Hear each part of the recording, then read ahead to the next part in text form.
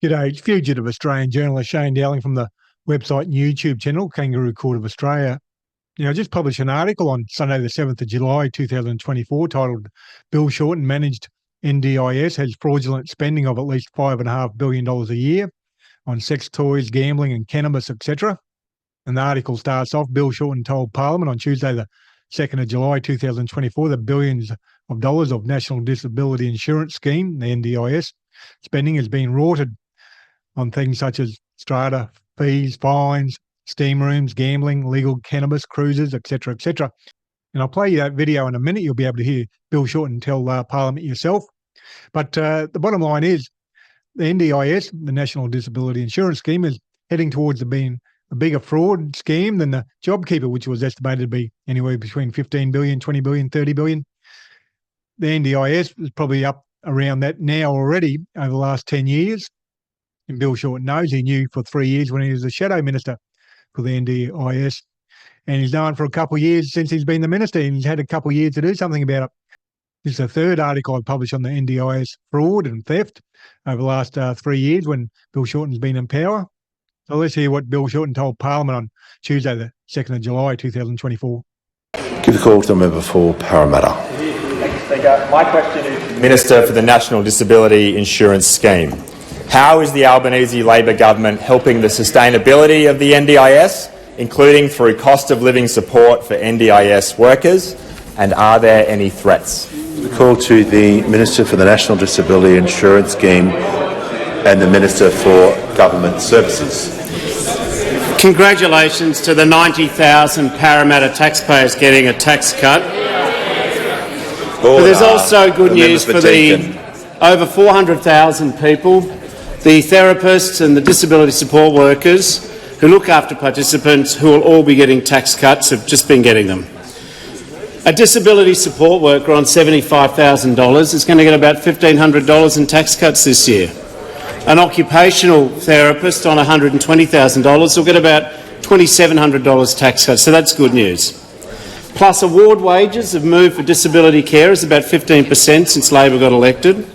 There's the $300 energy supplement, cheaper medicines, and super's going up to 11.5%. So literally, the NDIS workforce is getting to earn more and keep more of what they earn. But there is some threats to the cost of living pressures on the scheme and people working on it. There are vital NDIS reforms to get a better deal for participants stuck in the Senate until mid-August. This is bad news because the actuary of the scheme has said that an 8-week delay on this bill is going to add $1 billion in inflated costs to the NDIS. Now, the Senate has had 12 weeks to look at this matter. But puzzlingly, the coalition members of the Senate have got some more questions they need answered. Now, I explained last week that the personal budgets are getting overspent before the expiry of their plans, and that's a loophole we need to stop the automatic top-ups. But there's another change I'd like to let the House reflect upon. Currently, the Act only excludes supports that are supposed to be funded by other service systems, but it doesn't rule out specific services in the primary legislation. Courts have taken a very broad interpretation about what's allowed to be spent on NDIS money. They've been rolling successive governments on NDIS decisions. There's a new Section 10 which will exclude some of the specific decisions which shouldn't be being funded because they're not true to the purpose of the scheme. But remember, I said the Liberals haven't made up their mind. I want to put to the House what is so difficult that will require 8 weeks and $1 billion. At the moment, we want to rule out the payment of strata fees, fines, steam rooms, gambling, legal cannabis, cruises, trips to Japan, non-assistance animals, taxidermy, weddings, gift cards, the Liberal favourite, sex toys, crystal therapy, cuddle therapy, clairvoyance and tarot.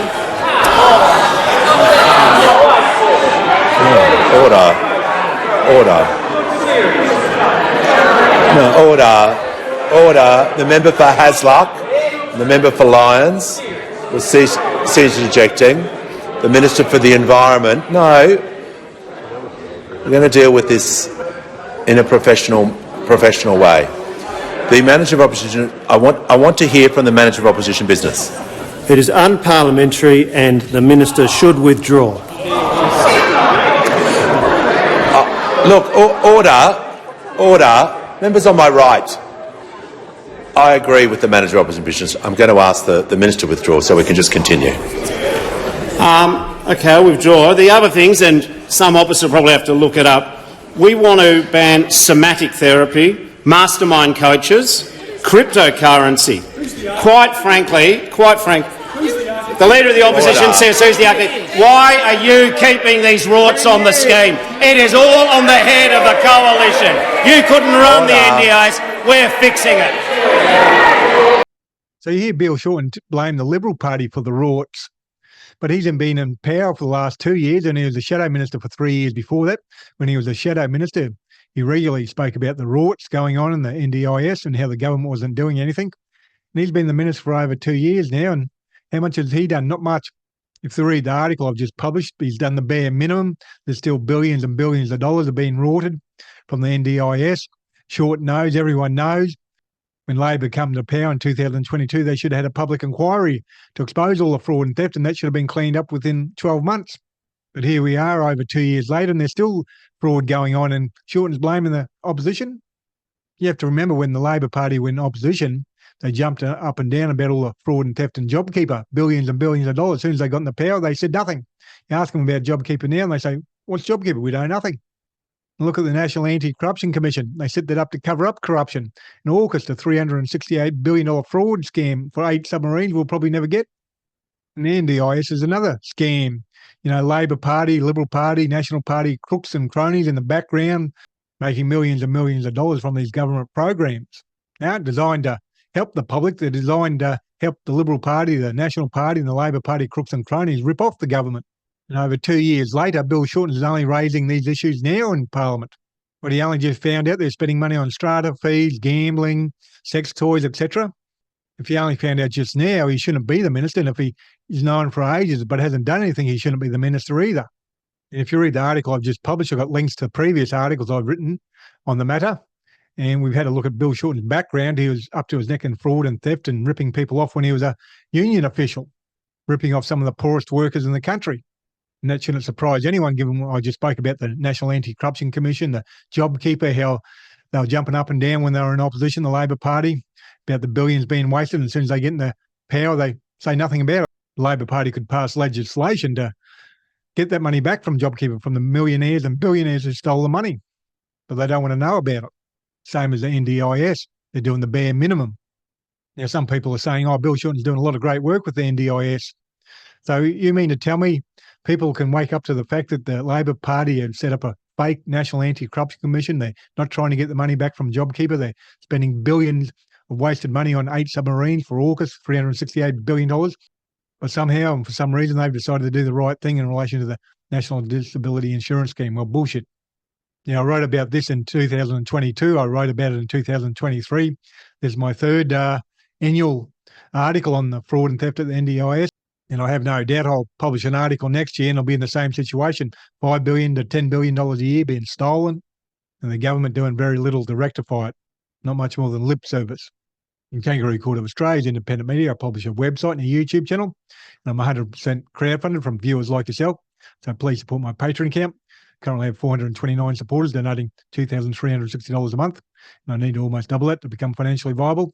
And you can donate any amount, $3, $5, $10, $15, $20, $30, $40, $50 a month, whatever suits your budget. It all helps out. And the link for the Patreon account will be below this video on YouTube and also on my website. And please share this video on social media and please hit the like and subscribe button. Other than that, thank you for your time and have a good day.